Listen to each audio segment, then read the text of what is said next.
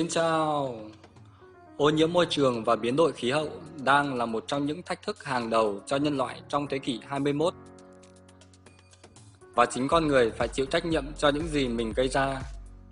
Trong video lần này, Navi sẽ nói về câu chuyện của biển Aral, một vùng biển đang dần biến mất. Biển Aral nằm trên cao nguyên Trung Á, trong lãnh thổ Kazakhstan và Uzbekistan, hai quốc gia thuộc Liên Xô cũ. Ngày trước, Aral là hồ nước mặn lớn thứ tư thế giới sau biển Caspi, hồ Superior và hồ Victoria, với diện tích khoảng 68.000 km2, bằng 1/5 diện tích đất liền Việt Nam. Aral có thể gọi là hồ vì nó không thông với các biển khác. Tuy vậy, hồ duy trì được nồng độ muối khá cao, tương đương với đại dương. Tên gọi Aral có nghĩa là biển của các hòn đảo, ám chỉ hơn 1.500 hòn đảo một thời từng nhô lên trên mặt nước của nó. Trong tiếng Việt, biển Aral còn được gọi là hàm hải. Đây là một hồ nước cực kỳ quan trọng đối với môi trường sinh thái cũng như hoạt động kinh tế trong khu vực. Theo các số liệu thống kê, ngành đánh bắt cá ở Aral từng chiếm khoảng 1/6 tổng sản lượng cá toàn Liên Xô và tạo việc làm cho hơn 40.000 lao động. Đó là chưa kể các ngành nghề liên quan như chế biến thủy sản, vận tải, kho bãi, đóng tàu. Nhưng đáng tiếc là hồ nước khổng lồ hình thành cách ngày nay hơn 17.000 năm đang dần biến mất với tốc độ rất đáng quan ngại.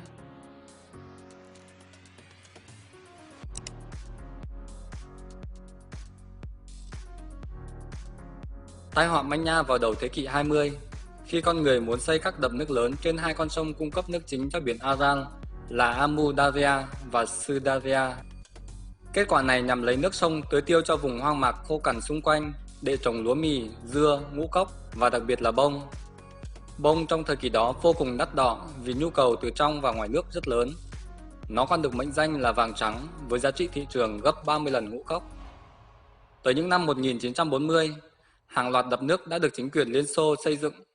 Kết quả của chương trình dẫn thủy nhập điền này là mỗi năm có từ 20 đến 60 km khối nước được dẫn vào các cánh đồng, thay vì đổ ra biển Aral.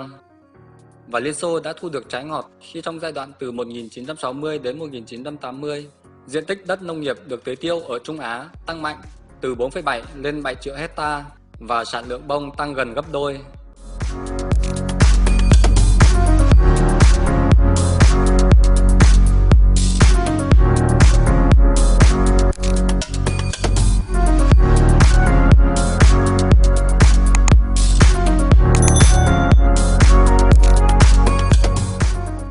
Tuy nhiên, thay vì sử dụng đường ống dẫn nước ngầm hay kênh, mương bê tông, thì hầu hết các công trình thủy lợi được xây dựng khá đơn giản và thô sơ. Dưới ánh nắng mặt trời chói chang với nhiệt độ nhiều khi lên đến 40 độ của vùng Trung Á, khoảng 50% nước của hai dòng sông đã ngấm vào cát bỏng hay bốc hơi vào bầu không khí oi bức quanh năm. Cuối cùng, nơi chịu thiệt hại nặng nhất chính là vùng biển Aral. Trước đây, hai con sông này cung cấp cho biển hàng năm trung bình 56 km khối nước, nhưng nay con số này giảm mạnh, chỉ còn 7 đến 8 km khối nước mỗi năm. Dù vậy thì việc sử dụng nước cho sản xuất vẫn được nhà nước ưu tiên. Liên Xô từ rất sớm đã nhận biết thực tế trên và chấp nhận việc biển Aral biến mất như là một chuyện không tránh khỏi, để đổi lấy thành công trong lĩnh vực nông nghiệp và công nghiệp.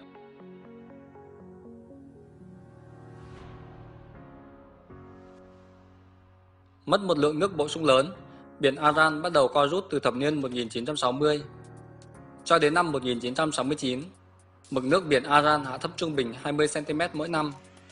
Con số này trong những năm 70 là 50 đến 60 cm và tăng lên 80, 90 cm vào thập kỷ 80. Năm 1987, mực nước tụt xuống làm biển Aral bị phân tách thành hai nửa Bắc và Nam. Một kênh đào được xây dựng để nối hai phần hồ, nhưng đến năm 1999, kênh này đã không còn tác dụng khi nước biển tiếp tục hạ thấp. Vào năm 2003, nửa phía Nam tiếp tục phân chia thành hai phần Đông và Tây.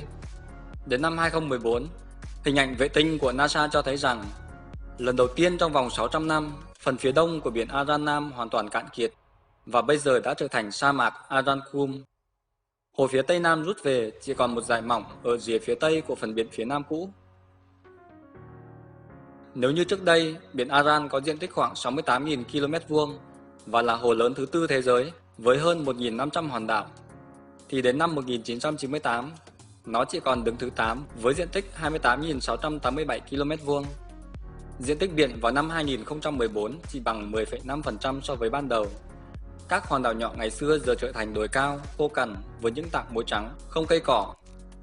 Trong cùng khoảng thời gian trên, nồng độ muối của hồ tăng từ 10 gram trên lít lên 50 gram trên lít, vượt quá nồng độ trung bình của các đại dương là 35 gram trên lít.